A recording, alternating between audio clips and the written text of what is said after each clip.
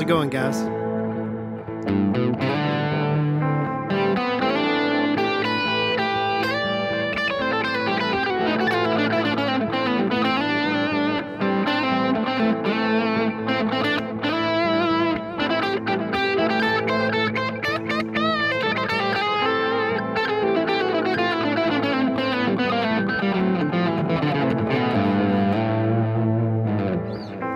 So, what we're going to talk about today is how to cover A minor using G major, okay? So, where this comes from is basically, if you think of A minor as the 2 chord in G major, then you can use the G major scale to pretty much do whatever you're trying to accomplish. And so, today, I'm going to give you guys some different ways that you can think through G major and how you can cover A minor using G major, and how I like to think about it and what I do and how I use different things like that. I see some people commenting here. Caleb Cunningham in here and Craze Tricks.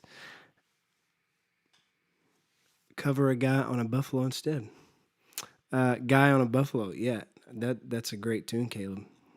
So, nice. Thanks, guys, for tuning in. I appreciate Nick and Caleb here. Awesome guys, awesome people.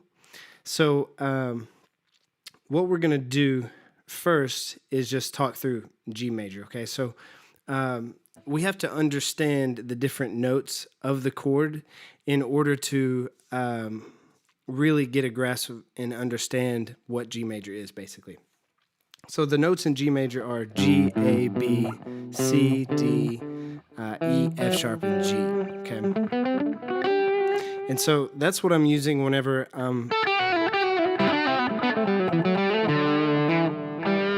that's mainly what I'm using when I'm going through these different tunes. So the most basic way that you can use G major over A minor is use G major as a way to approach different notes within the A minor chord. So A minor is happening, right? So right now we have an A minor chord just kind of vamping, right? So we have an A, C, and an E, okay? The most basic way to use G major is to emphasize those notes using the G major scale. So you might start on G, and then the second note of G is A, so you might just... But then the next note in the A minor chord is that C. So you might approach it using the G major scale like this.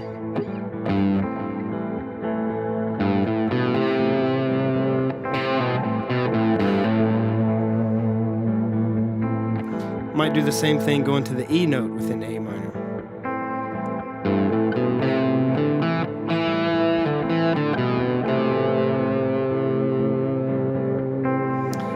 And so it yields just a different kind of sound there whenever you're playing G major over A minor.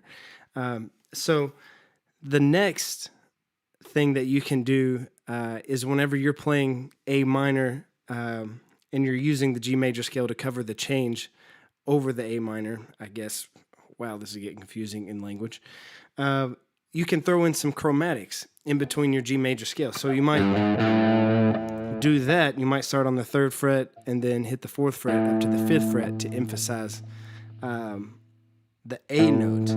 But I'm still thinking G major. I'm still thinking the G major scale. I'm just using the chromatic note in between. That's not a part of the G major scale to emphasize that A note. And I might do the same thing when going up to the C note. I might start on this A note and go all the way up there to that C note.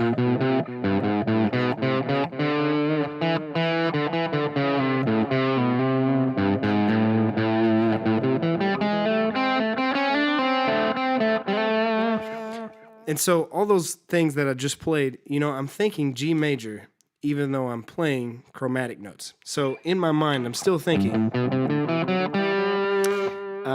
but I'm using the notes that I'm not playing right there. I'm using the 3rd fret of the 4th string and 4th fret of the 5th string, 4th fret of the 6th string. even though none of those notes are a part of the G major scale, I'm using them to further emphasize the notes of the A minor chord. Okay, so if I put that in context with the little backing track we got here, then you end up with something that sounds like this. I'm gonna throw in some other stuff. Got some little pads going in there. And if we want, we can throw in some drums, but I'll save that for a little bit. Oh, let's get this subtext going back. Make sure you like and subscribe for all my guitar content. Okay, so that would sound something like this. Throwing some chromatics, thinking of A minor chord, using G major, putting all those three things together, you could end up with something like this.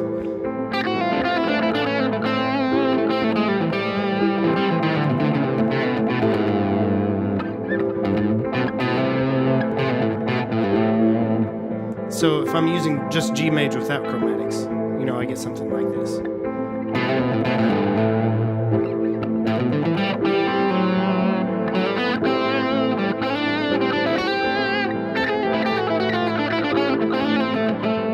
Okay, I couldn't help myself with those chromatics.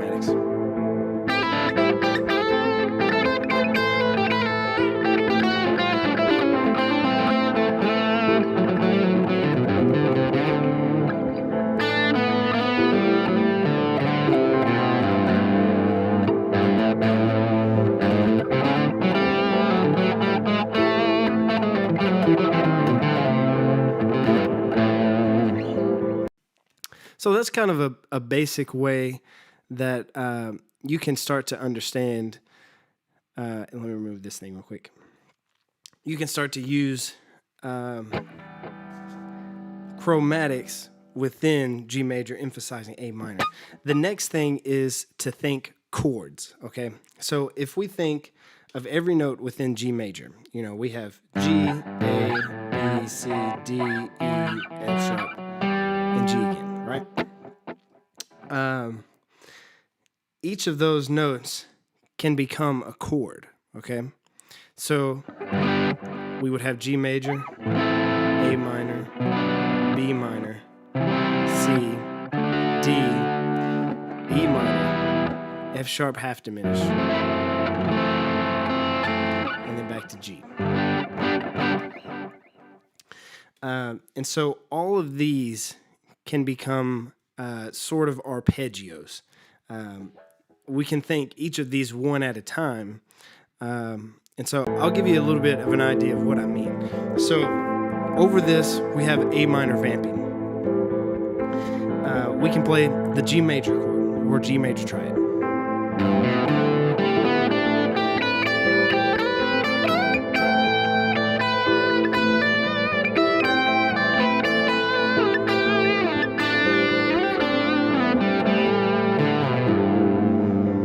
But by itself, G major, it's like, okay, he played that. Yep. Now where's the A minor, right?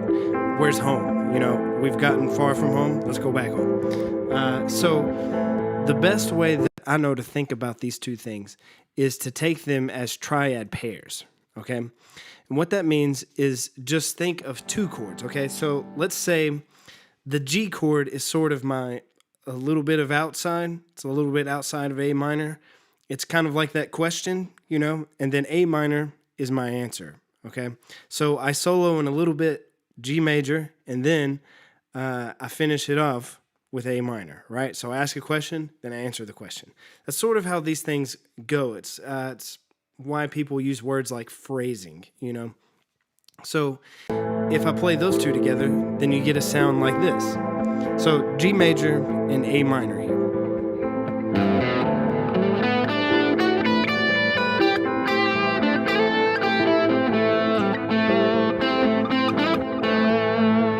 And then if I go back out.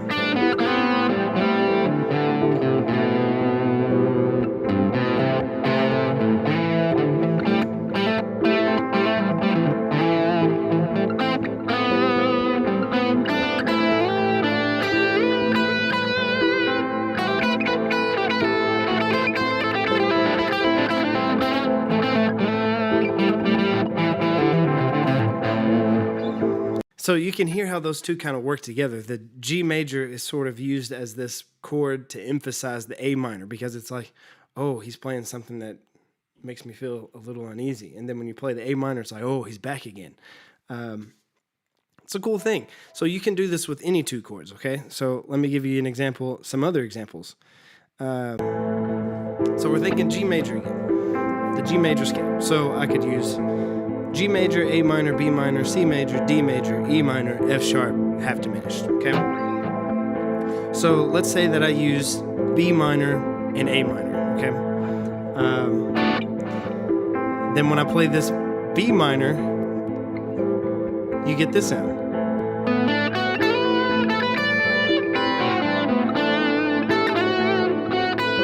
And then I go back.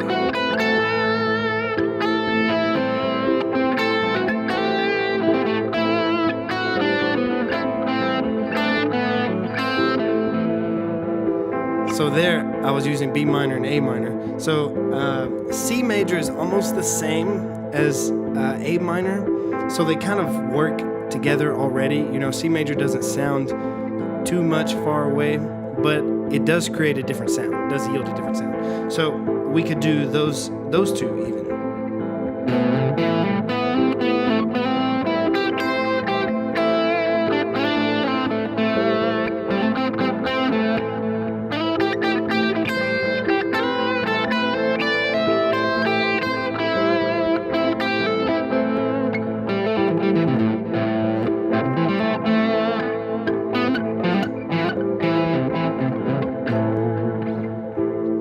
We could use D major.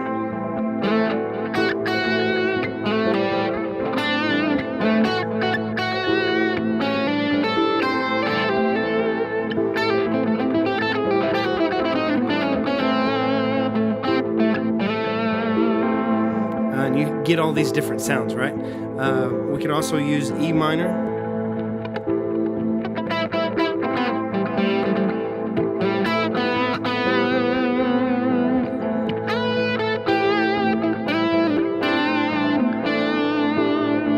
And then we could go back.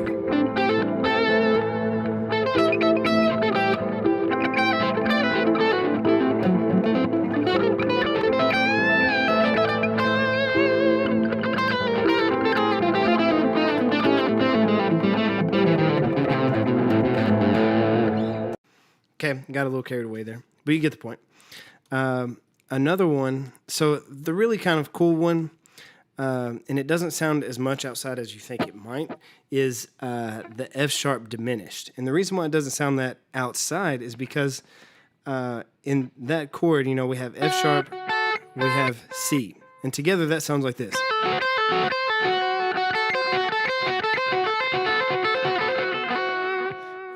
Which is sort of a crazy sound, right? That diminished sound. But actually A and C are both part of A minor. The only one that's outside is the F sharp. And it's not even too outside, because most people hit that F sharp as sort of, it's the Dorian 6, okay? Put it that way, it's the Dorian 6. So if we play that now,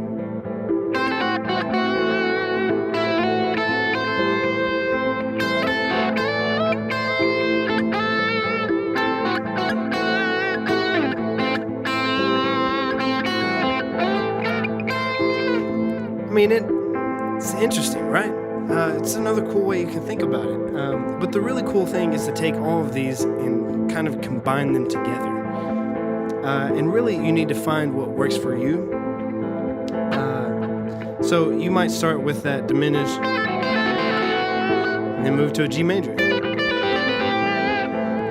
And then maybe move to A flat diminished.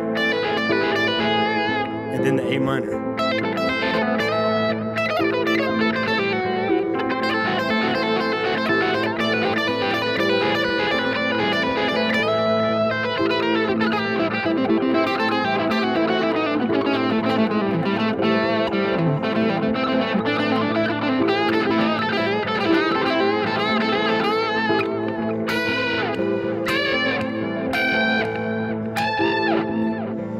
Yeah, so there I went up. I was using some rock techniques with some bends and stuff, but pretty much all I did was emphasize the different notes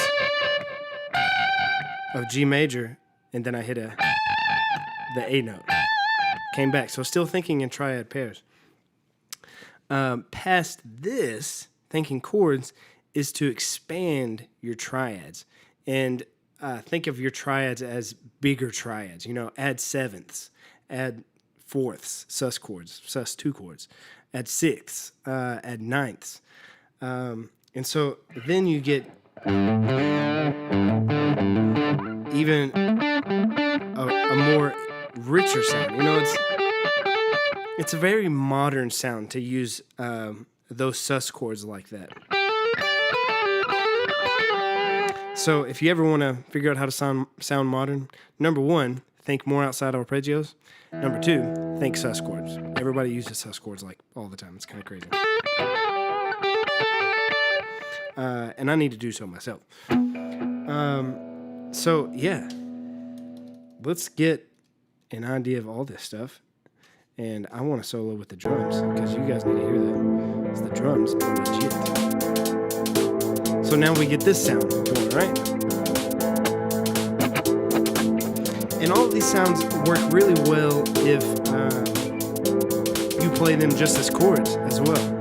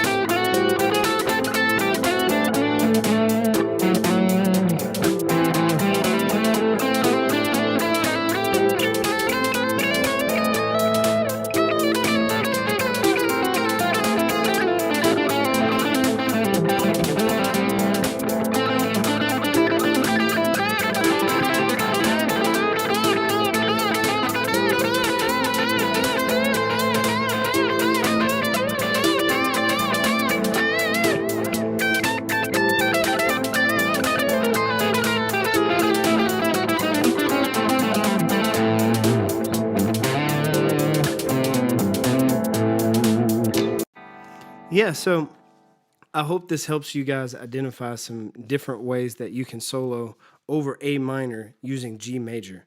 And again, this is part of a live stream series that I'm going to start doing every Tuesday.